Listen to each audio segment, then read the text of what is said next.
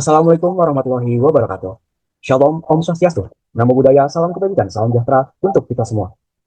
Yang terhormat, Ibu Akbar Rizky Estat, MSI, selaku dosen mata kuliah Statistika kelas SS05 DPKU IPB University, serta teman-teman SS05 yang kami banggakan. Pada kesempatan yang berbahagia ini, kami, kelompok 9 Statistika SS05, akan memaparkan terkait dengan hasil penelitian kami yang berjudul Perbedaan Tingkat Kesehatan Mental antara Mahasiswa Jabodetabek dan Non-Jabodetabek, Cluster Science Society DPKU IPB University. Sebelum memulai jalannya pemaparan penelitian ini, izinkan saya memperkenalkan diri terlebih dahulu. Saya, Muhammad Khairul Merpandi, selaku moderator yang akan memandu jalannya presentasi pada hari ini. Pertama-tama, kita akan masuk kepada bab 1 pendahuluan yang akan disampaikan oleh rekan saya, yaitu Raden Isan Rajin Torik. Kepadanya, dipersilahkan. Baik, terima kasih atas waktunya moderator. Di sini saya Raden Isan Rajin Torik akan menjelaskan latar belakang dari penelitian kami. Di sini tentunya kami melihat adanya masa transisi dari sekolah menengah ke perguruan tinggi, yang dimana ini merupakan perubahan lingkungan, pembelajaran, dan juga sosial, yang dimana ini tentunya mempengaruhi cara kita untuk beradaptasi, terutama untuk mahasiswa baru. Yang dimana di sini sangat-sangat mempengaruhi untuk kesejahteraan psikologis mahasiswa baru itu sendiri. Dan dimana kami melihat di sini adanya perbedaan antara mahasiswa rantau dan juga mahasiswa yang non rantau, dan masing-masing tentunya memiliki tantangan yang berbeda dalam beradaptasi, sehingga hal ini didasari oleh berbagai faktor yang nanti akan dijelaskan oleh rekan saya selanjutnya. Terima kasih, saya kembalikan ke moderator.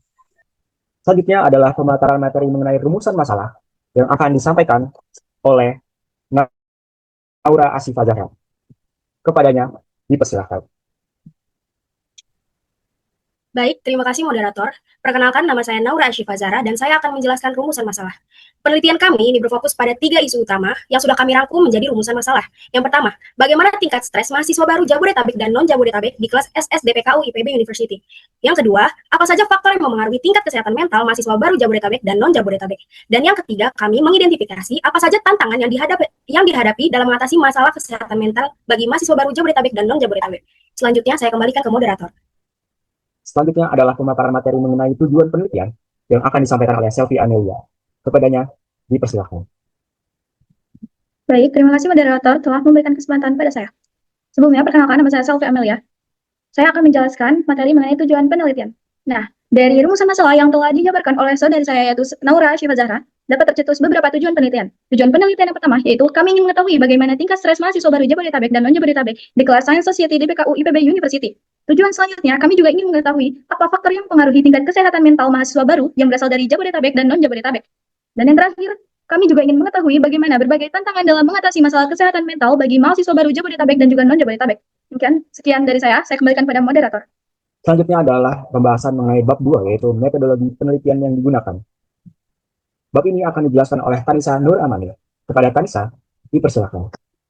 Baik, terima kasih moderator atas kesempatannya. Saya Tanisa Nur Amani dan saya akan memaparkan mengenai bab 2 yaitu metodologi penelitian. Kami menggunakan jenis data primer yang kami peroleh langsung dari responden melalui kuesioner Google Form. Dan pengumpulan data dilakukan pada tanggal 18 hingga 25 November tahun 2025 melalui WhatsApp yang menargetkan anggota Science Society DPKU IPB University. Lalu kami menggunakan teknik pengambilan sampel, voluntary sampling di bawah kerangka non-probability sampling. Selanjutnya, pendekatan yang kami gunakan adalah kuantitatif. Dan sesuai dengan tujuan komparatif penelitian ini, kami menggunakan metode analisis komparatif untuk membandingkan tingkat kesehatan mental antar kelompok. Sekian dari saya, terima kasih. Saya kembalikan kepada moderator. Baik, selanjutnya kita akan membahas tentang inti dari penelitian ini, yaitu hasil dan pembahasan.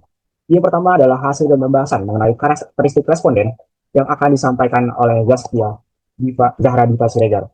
Kepada Zahra Diva Siregar, dipersilakan. Baik, terima kasih moderator atas kesempatannya. Saya Zaskia Zahra Diva Siregar. Saya akan membahas mengenai hasil dan pembahasan karakteristik responden. Penelitian ini melibatkan 104 mahasiswa DPKU IPB University sebagai responden kuesioner kesehatan mental. Berdasarkan jenis kelamin, responden perempuan mendominasi dengan angka 58 orang atau 56%, sedangkan laki-laki berjumlah 46 orang atau 44%. Dilihat dari domisili, sebagian besar responden berasal dari Jabodetabek yaitu 63%, diikuti oleh non-Jabodetabek di Pulau Jawa sebesar 26%, dan non-Jabodetabek luar Pulau Jawa sebesar 11%.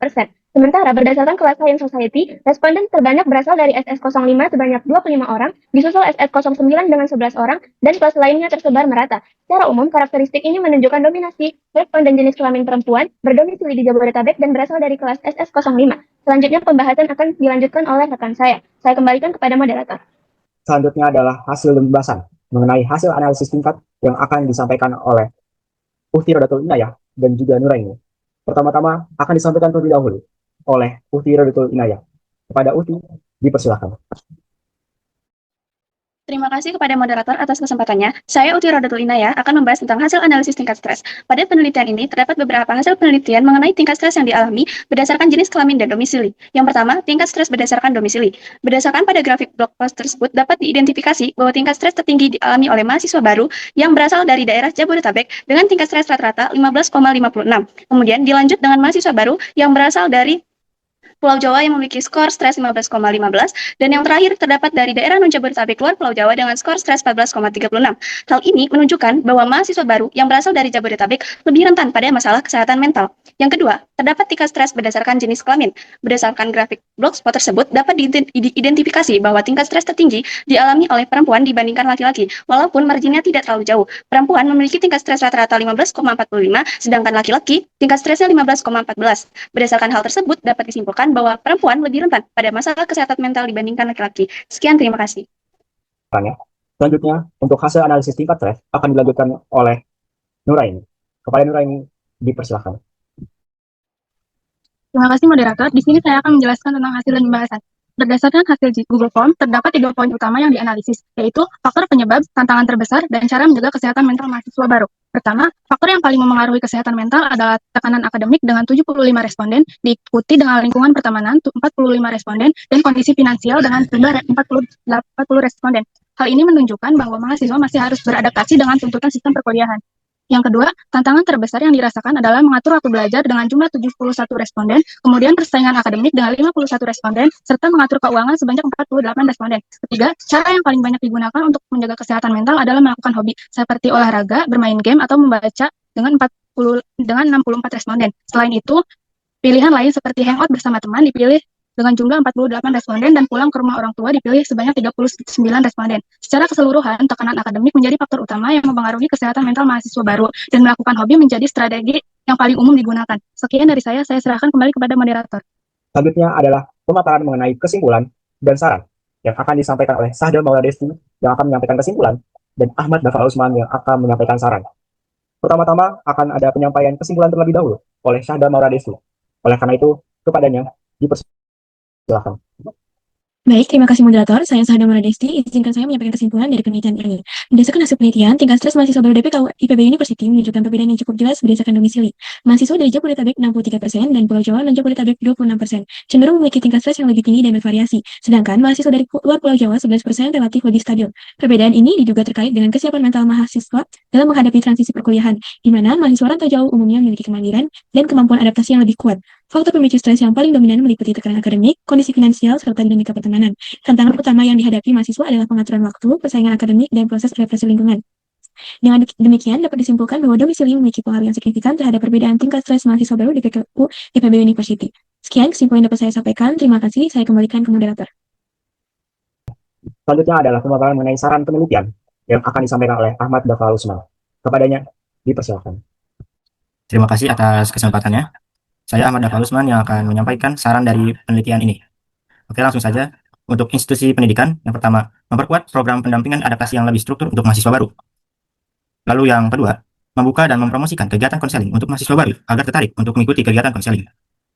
Lalu untuk peneliti selanjutnya, yang pertama, menggunakan ukuran sampel yang lebih besar atau lebih representatif agar hasil penelitian memiliki daya generalisasi yang lebih baik. Lalu yang kedua, menggunakan instrumen pengukuran kesehatan mental yang lebih komprehensif. Itu saja yang dapat saya sampaikan. Selanjutnya saya serahkan pada moderator. Baik, terima kasih Dafa atas pemaparannya. Pemaparan saran tadi menjadi penutup dari pemaparan hasil penelitian yang disampaikan. Oleh karena itu, saya selaku moderator akan menutup jalannya pemaparan hasil penelitian ini. Kami mengucapkan mohon maaf apabila terdapat kesalahan kata dalam hasil pemaparan penelitian ini. Saya Muhammad Khairul Fadli, beserta rekan-rekan saya dari kelompok 9 kelas SS05 DPKU IPB University, pamit undur diri. Wassalamualaikum warahmatullahi wabarakatuh.